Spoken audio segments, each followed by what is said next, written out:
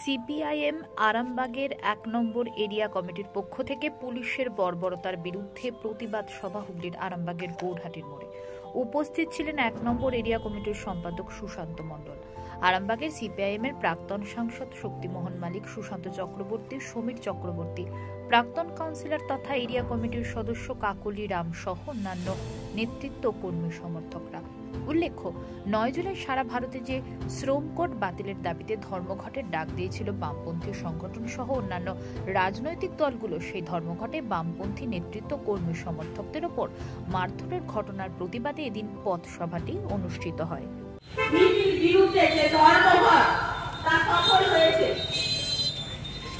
এই ধর্মঘটকে সফল করার জন্য সকল মানুষকে অভিনন্দন জানাচ্ছি। বক্তব্য রাখবেন কংগ্রেস এরিয়া কমিটির সদস্য কংগ্রেস মাসুদ রহমান। সেই নীতিকে হচ্ছে প্রত্যাহারের দাবি জানিয়ে সারা দেশব্যাপী হচ্ছে ধর্মঘটের আহ্বান করা হয়েছিল। শুধু বামপন্থীরাই ধর্মঘটকে আহ্বান করেনি, সারা ভারতবর্ষের সমস্ত শ্রমিক সংগঠন এই ধর্মঘটের আহ্বানে যুক্ত হয়েছিল। দুটি শ্রমিক সংগঠন বাদ দিয়ে এক হচ্ছে বিজেপির শ্রমিক সংগঠন আর পশ্চিম বাংলার তৃণমূল কংগ্রেসের শ্রমিক সংগঠন।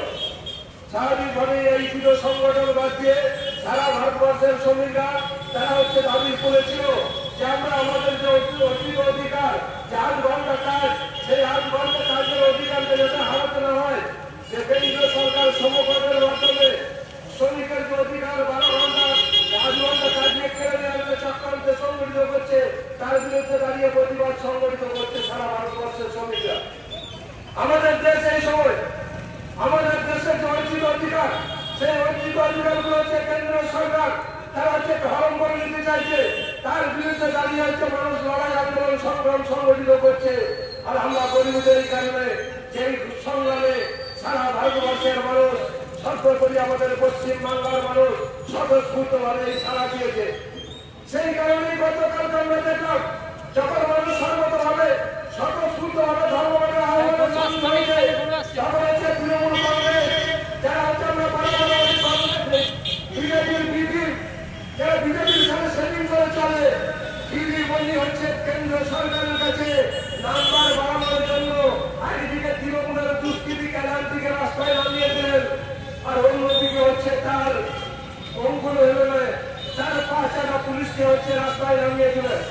আমরা ভারতের কমিউনিস্ট পার্টি মার্ক্সবাদী বলেছিলাম, আমরা বারবার বলি যে পশ্চিমবাংলার এই তৃণমূল কংগ্রেসের ক্যাডাররাই মস্তানরা তারা মস্তানি করে, আর পশ্চিমবাংলার তৃণমূল কংগ্রেসটা পরিচালিত হয় প্রতিটি ধারা থেকে। প্রতিটি ধারার যারা আইসি আছেন, ওসি আছেন, তারা তৃণমূল ক্যাডারের ভূমিকা পালন করেন। তারা হচ্ছে মানুষকে নির্যাতন নিপীড়ন করেন।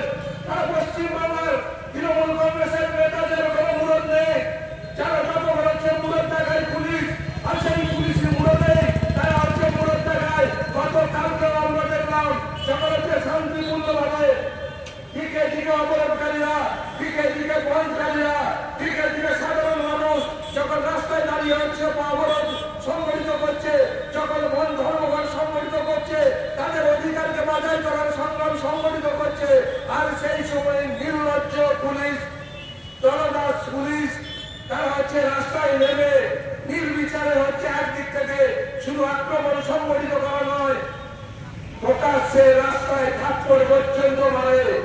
ভারতীয় সংবিধানটাকে ভুলে গেছে পুলিশ, তাদের অধিকারটা ভুলে গেছে। কতটুকু করা যায়? আমার দেশ হচ্ছে গণতান্ত্রিক দেশ, গণতান্ত্রিক আন্দোলন করার অধিকার সবার আছে। সেই গণতান্ত্রিক আন্দোলনের অধিকার যারা কেড়ে নেওয়ার চেষ্টা করেছে, অতীতে ব্রিটিশ সাম্রাজ্যবাদের বিরুদ্ধে মানুষ হচ্ছে সংগঠিত হয়ে লড়াই করেছে। আর পশ্চিম বাংলার মানুষ হচ্ছে গণ আন্দোলনের মানুষ। পশ্চিম বাংলার মানুষ ৭২ থেকে ৭৭ সালে সে ঐতিহাসিক অত্যাচারকে পরাস্ত করা হচ্ছে গণ আন্দোলনের মধ্য দিয়ে পশ্চিমবাংলায় ৭৭ সালের ইতিহাস রচনা করেছে। আমরা এই কথা বলতে চাইছি আজকের এই পথসভা থেকে, ওই অসীম একটা আই থানার ওসি না, এরকম হচ্ছে প্রতিটা থানা এলাকায় যে অফিসাররা আছেন, যারা দলদাসে পরিণত হয়েছেন, সব পুলিশ খারাপ নয়, পুলিশের মধ্যেও কিছু আছে। সেই পুলিশরা আছে যারা নির্বিচারে যারা এর প্রতিবাদ করছে, সেই পুলিশদের কাছে আমরা আহ্বান জানাবো যে এই দলদাসদের কথা না মেনে আপনারা নিজের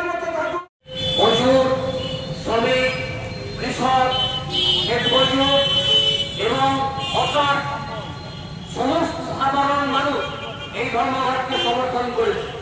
এক কথায় একটা সফল ঐতিহাসিক ধর্মঘট গতকালকে হয়েছে। এই ধর্মঘট সারা দেশে একটা নতুন দিশা তৈরি করে দিয়েছে। কিন্তু অত্যন্ত লজ্জার বিষয়, অত্যন্ত দুঃখের বিষয়, নির্লজ্জ মানবতার ছবি আমরা পশ্চিমবঙ্গে দেখতে পেয়েছি।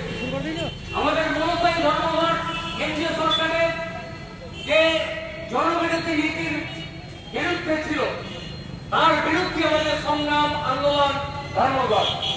কিন্তু আমরা কি দেখলাম, জনদাস পুলিশ যে নির্মমভাবে একজন বয়োজ্যেষ্ঠ তার জ্যেষ্ঠ ভাতা সহ এক ব্যক্তিকে বংশীহারি, দক্ষিণ দিনাজপুরের বংশীহারি থানার আইসি, তিনি সুস্থ ছিলেন কিনা জানি না, আইসির নাম অসীম ঘোষ, তিনি নির্লজ্জভাবে একজন বয়োজ্যেষ্ঠ প্রবীণ কমিউনিস্ট নেতার গালে প্রকাশ্যে চড় মারলেন।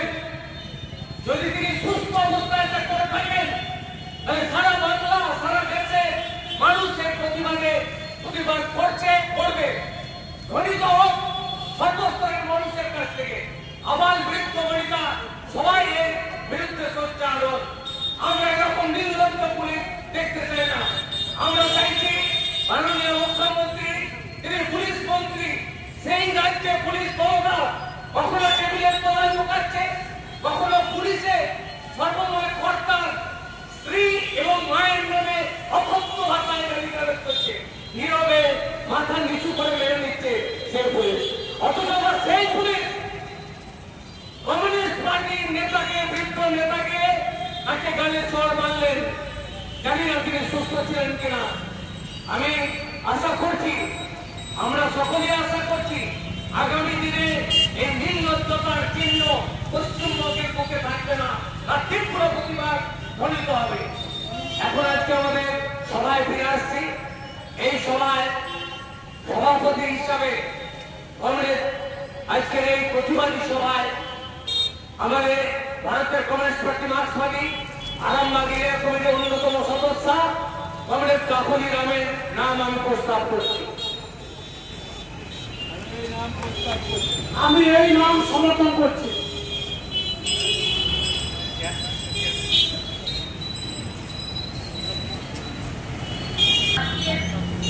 আজকের পথসভায় এখানে উপস্থিত আছেন কংগ্রেস